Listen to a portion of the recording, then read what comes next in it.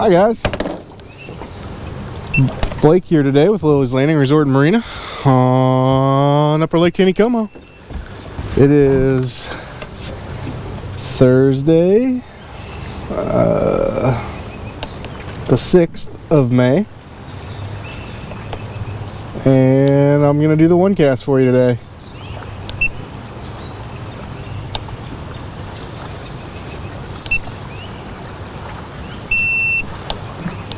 Sorry, my trolling motor's giving me some troubles here.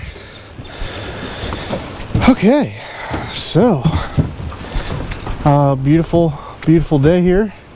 Got mid 70s, maybe low 70s. We're still running the same water with the floodgates. Man, this water's moving quick. I didn't want to be this far already. Wait till spot lock turns on here.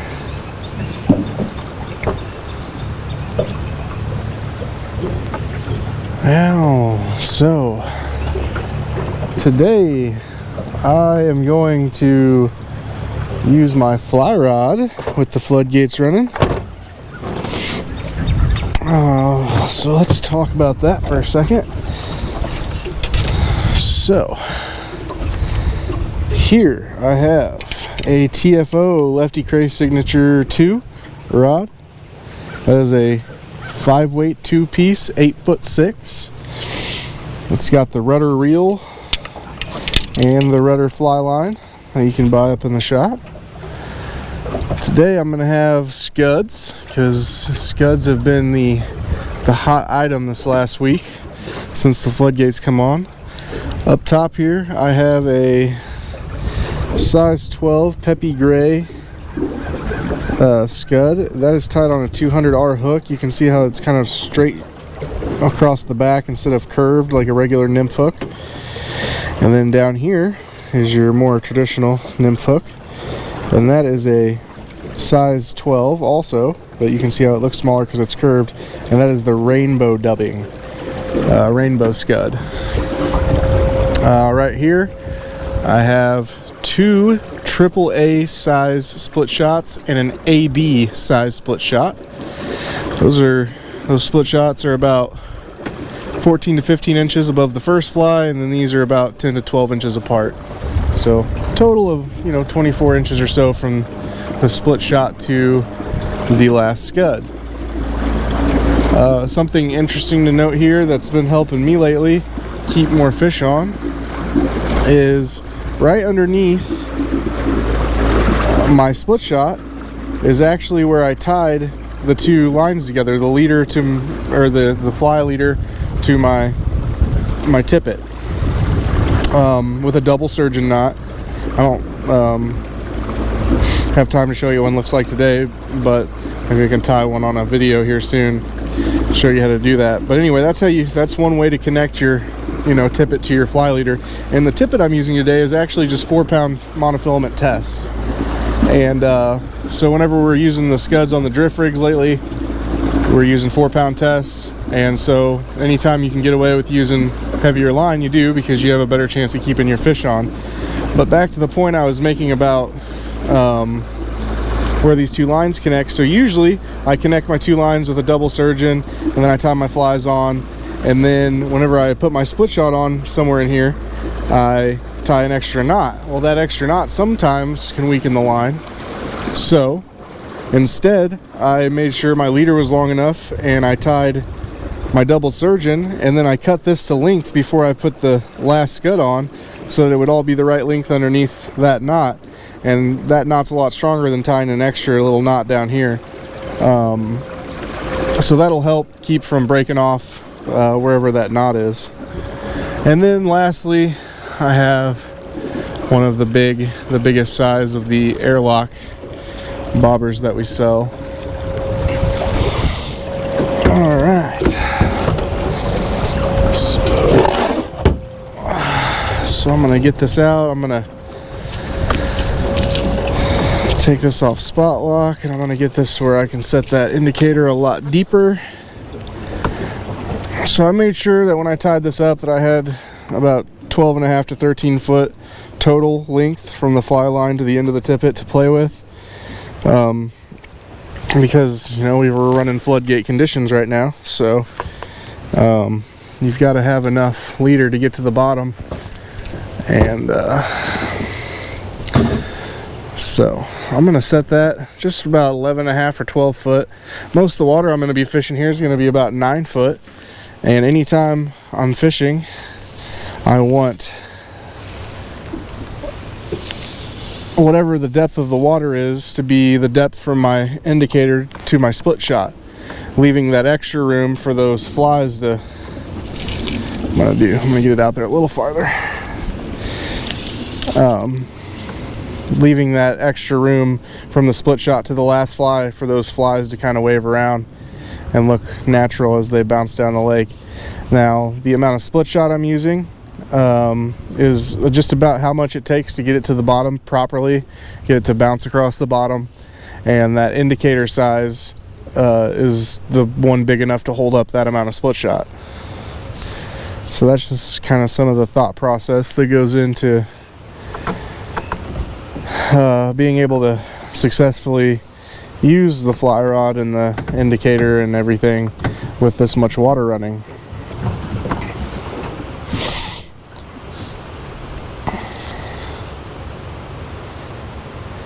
Let's see, fishing reports for today. Levi's actually out on the water right now fishing. He said he started all the way up top on he said he tried a few different versions of white jigs. He tried white and gray and white and pink, and he said the only thing he's found fish on is the all white jig with the red collar. And this might be a fish on the first cast if I can land it. But I do know that most of my reports are still that the scuds are working very well. And so that's what I decided to go with, but I wanted to show people that you could still use a fly rod and an indicator even though they're running the floodgates. And it looks like he took the first scud, the bigger size 12 scud there.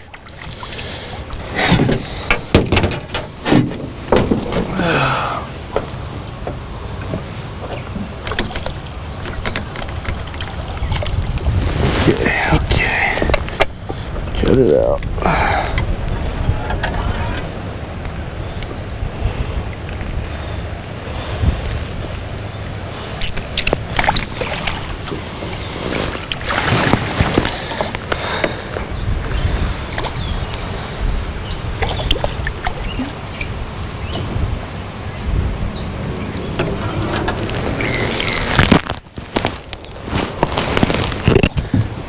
There's a nice healthy little 13 or 14 incher there.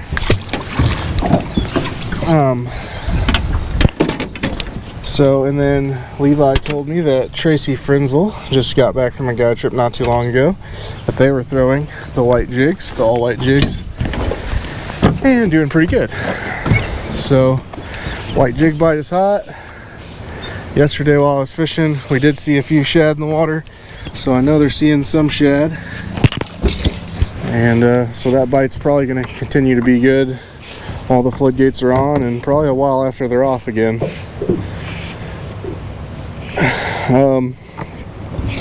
There's another one. Oh, that one came off. Something to watch for when you're trying to figure out how much weight you need out here is to see that indicator's kind of getting pulled back every once in a while, because that means your split shots are hitting the bottom and bouncing along the bottom. Now obviously if it's pulling your indicator under, you either need a bigger indicator or you need to take off a little weight. But after playing around with the last couple days, I figured out that those two AAAs and the AB are just about the right size, and I think I actually caught the bottom there and broke that one off already. Luckily, I was prepared and I have a second one ready. The one I'm getting ready to pull out is all the same stuff, except I just have one scud on there. I found the other day that you didn't actually need two scuds, though sometimes it does improve the bite. So I've got the one scud on, same amount of weight, same leader, and I've got the split shot about 14 inches or so above the scud.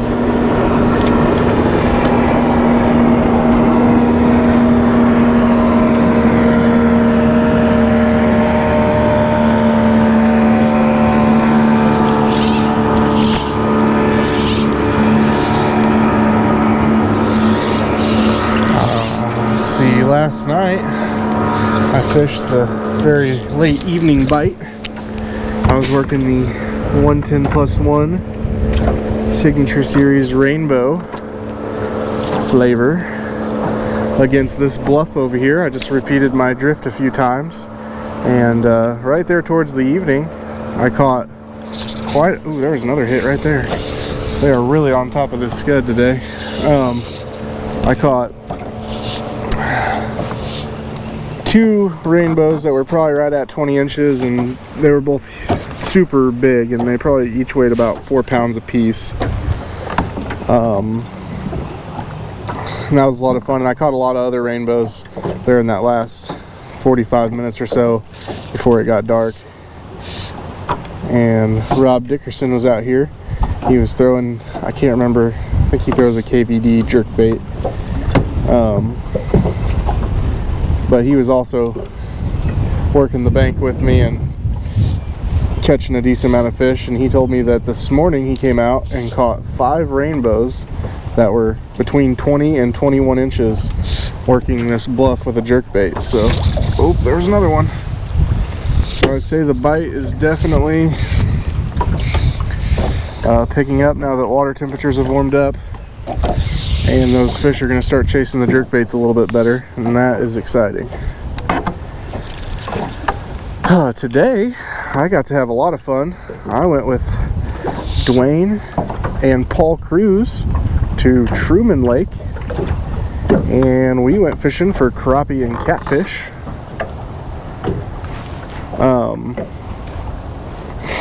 We set a bunch of jugs out in the water. Get my boat turned around.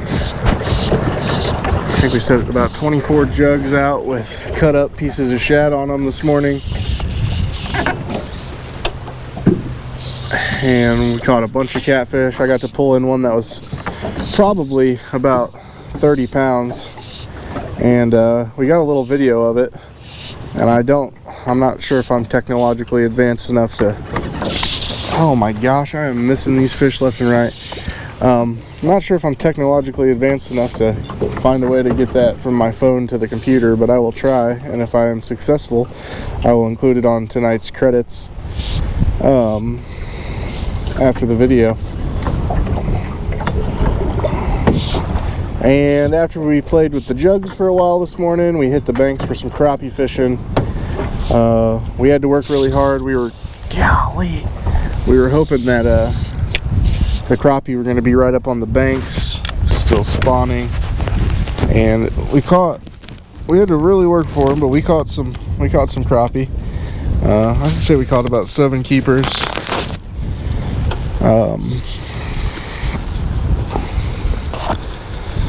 But we found that they weren't exactly up on the bank yet. They were about an 8 foot of water off the banks. I think they got some rain up there recently, and the water was maybe just a touch muddier, not nearly as much visibility as when they were there last week. And so I think it made the conditions a little tougher for catching crappie. But Paul Cruz caught a really big 16-inch crappie. It had a huge back. I mean, I could put my entire hand on its side. My hand wasn't even as big as the side of the crappie. So we did catch a few nice ones, but we really had to work for them today. And a few of the females that we caught were still pregnant, had not dropped their eggs yet, so I'd say that they have not fully spawned.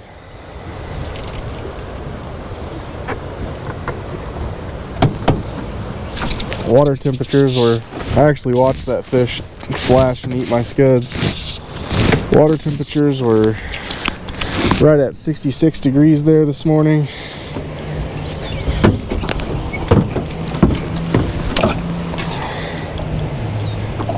And he just spit up a shad.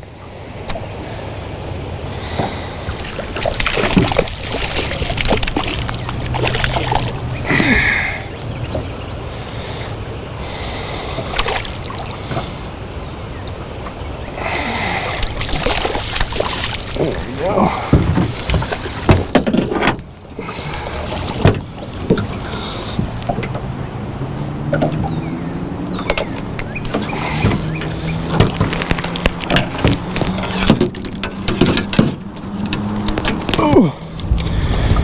There. Healthy rainbow, they're getting fatter.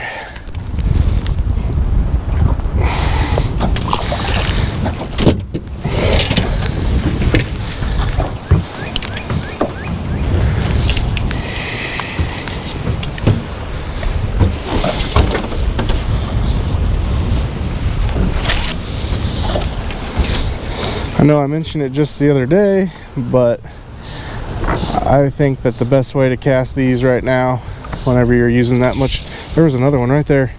I mean, it's almost immediate. They're just, you really got to be quick on your game. I'm distracted right now, but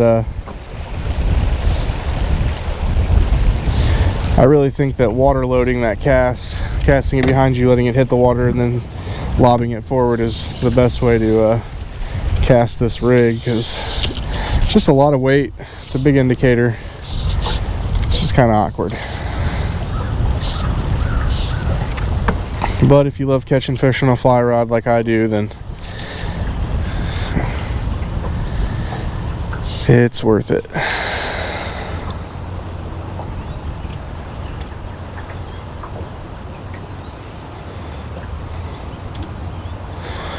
Alright, now we're setting, just coming up the channel of the Narrows. I'm actually sitting over here kind of more where you wouldn't want to be with your boat if water conditions were normal. But we're fishing into the channel over there.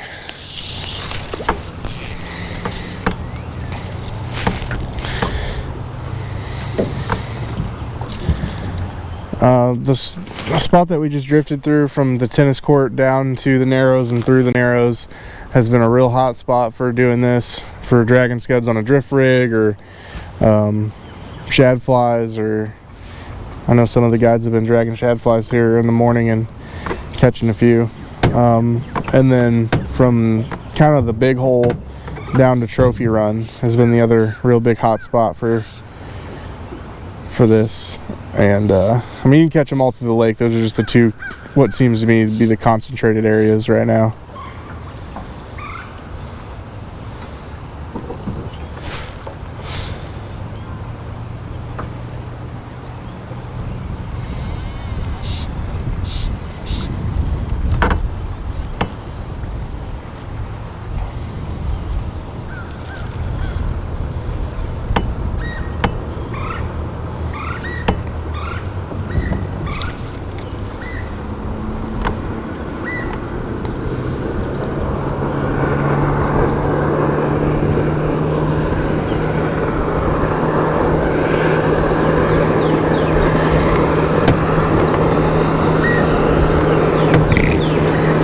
Excuse me. I'm gonna go ahead and get myself in near this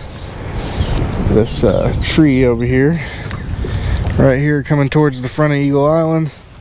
Just kind of a big tree with its root wad sticking out, and when the water's this high especially, I like to get in right in behind it once you go past it, because this flat, they're sitting here looking for food coming past the riffles and crossing over to the other side of the island.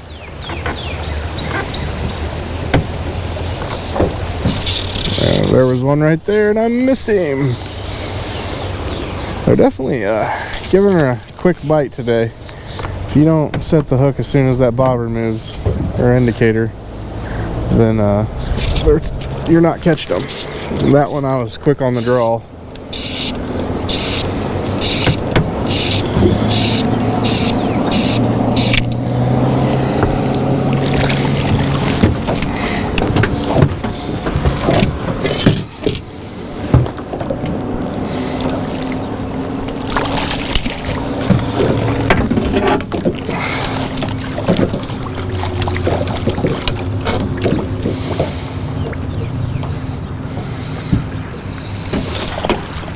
Anyway, it was a real fun time up there at Truman Lake. If you ever get a chance to go, I highly recommend it. It's a beautiful fishery. Oh, he went the opposite way that I wanted him to. And the fish were all just really healthy. I mean, the amount of catfish that we caught in a short period of time was incredible, and a lot of them were real healthy. We caught a few babies, but you know what? This scud is actually bent, like the whole middle of the hook. That could be part of the reason I'm not getting a straight hook set.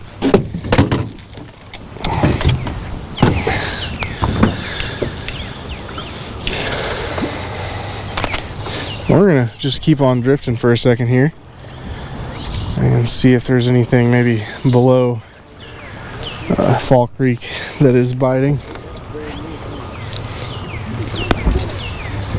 Now, the thing with drifting below Fall Creek is you can scoot to that inside edge once you go past this point at the end of the island, and you won't have to mess with your depth. But once you get a little bit farther down there, it does get a little bit deeper, and you would need to have more leader available to scoot your indicator up if you wanted to keep on going. There's another one.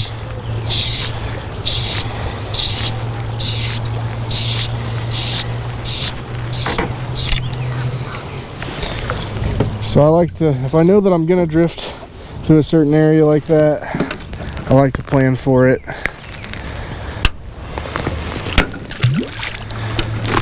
And leave myself enough leader. But if I also know that I'm gonna stick to just one section, then I'll make my leader for that section, and I'll just repeat the drift in that area.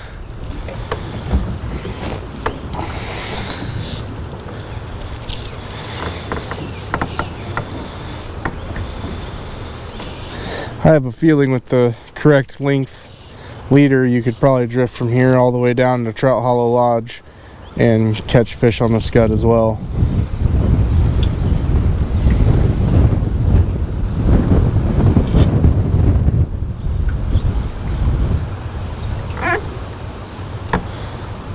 I think I set 2 records for myself today. I'd never caught a drum, believe it or not. Caught my first drum ever. And I think that 30-pound blue cat was probably the biggest blue cat I've ever caught. So 2 records for me today on Truman Lake. And I came home with just enough crappie to cook up for dinner tonight.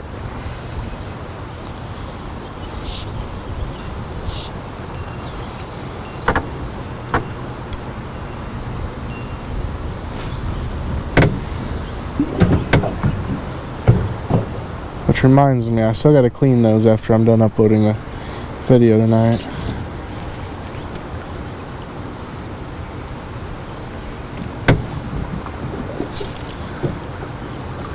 So yesterday I did this for a while with the scud under the indicator, and I think this versus, you know, having one under an indicator versus on a drift rig, sometimes the drift rig gets a little bit of slack in it, and sometimes they can bite it without you knowing about it. And if they bite this one, you'll always see it indicated on the indicator. And so even if you miss the hit, you know that you're getting them. But so I think I hooked up with maybe just a few more fish than I did earlier that day using the drift rig, just based on the fact that you can see every single hit that happens with the indicator.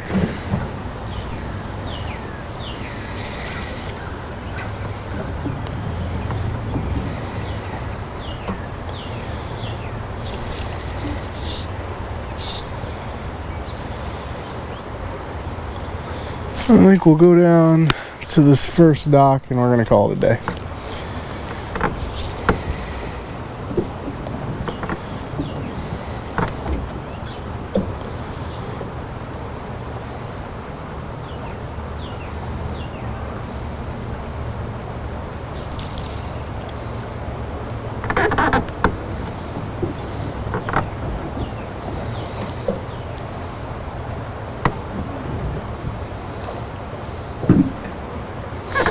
I might be better off if I actually scoot it all the way in right next to this edge over here. Number one, it's going to be a little shallower, and if the fish follow suit, then they'll be along the edge kind of like they are up there. So let's get it in tight to that bank.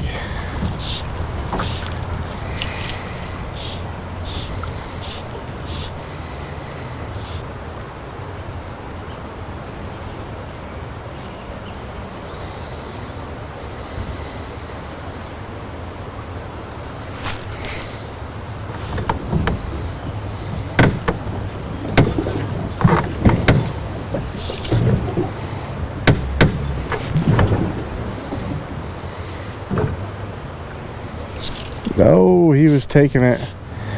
I don't think it was a very big fish. He couldn't even pull the indicator all the way under, but he was playing with it.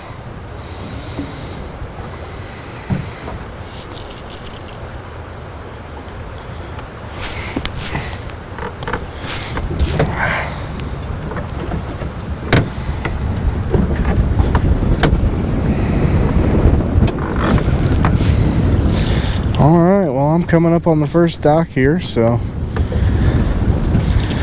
we thank you guys for watching today. If I can figure out the computer, I'll get that video on the end of the clips, and if not, I'll try to find some other way to put it up online. But we thank you guys for watching today, and we'll see you again tomorrow. Thanks, guys.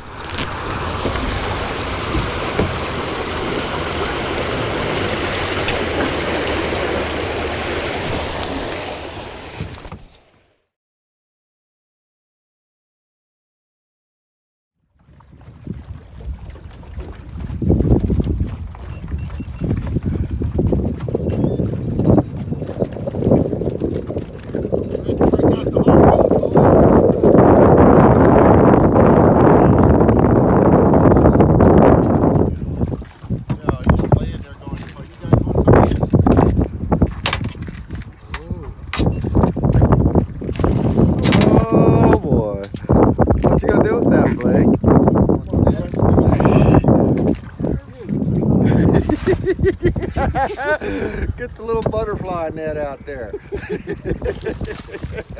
Oh, yeah. Nice. There you go. What a hog. That is a freaking fish.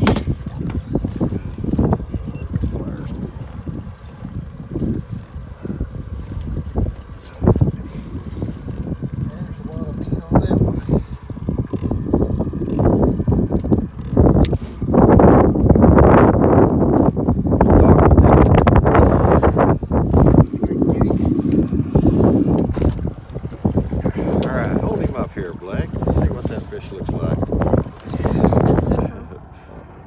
Beautiful.